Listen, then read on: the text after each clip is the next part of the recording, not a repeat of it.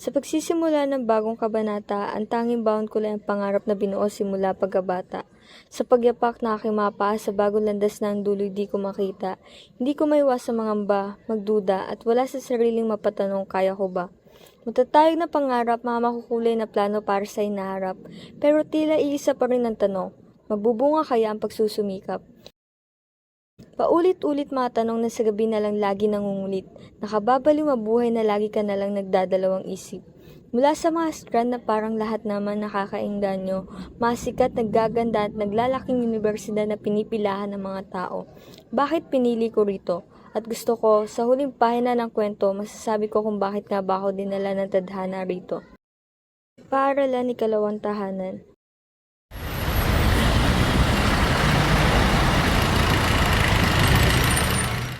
Gateways Institute of Science and Technology. Sa mga unang pahina, halos araw-araw maglalakad ka sa isang pasilyo na puro tanong sa sarili ang nangingibabaw. Yung naghalong kaba at sabik ang nararamdaman ko papalapit sa pangarap na pinanghawakan kong parang pangako. Pikit ang mata, kailangan kumalma, kakayanin ko sa tulong ng paaralang to. Nung una medyo nangangapa, pangarap lang ang meron bukod doon? Wala.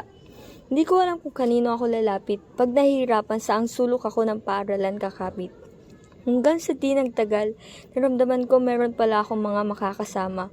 Sa mga problemang hindi ko alam anong gagawin, sa mga gagawing hindi ko alam saan ko sisimulan. Meron ako ikalawang pamilyang masasandalan, pamilyang nabuo ng isang pangarap at may matibay na samahan. Seniors, teachers, classmates, at maski facility personnel lahat makabibiruan kapag nasa lubong mo. Parang ang celebrity nakakauwi dito. Hello po! Nakahanap ako ng ikalawang pamilya kung saan iisa kami ng interes. Kaya pare-pareho kaming sa isang bagay na i-stress. Sa loob ng 4 na sulok ng silid, walang may iwan tahimik sa gilid. Lahat aabante, lilinangin ang mga potensyal, importante lahat na mag-aaral. Iisa kami ng layunin ng paaralan. Nakikita kong tutulungan nila ako makita ang sarili kong kakayanan. Yun bang kapag lumabas ako ng pintuan, mayroon akong bagong kaalaman na mapakikinabangan. Ika nga nila, malayo pa, pero malayo na. Yung dati akala kong hindi ko kaya, nalampasan ko na. Dahil sa bagong pamilyang walang tigil kung sumuporta. Bakit nga ba pinili ko rito? Nung una di ko rin talaga sigurado. Sa buhay di naman lahat aayon sa plano.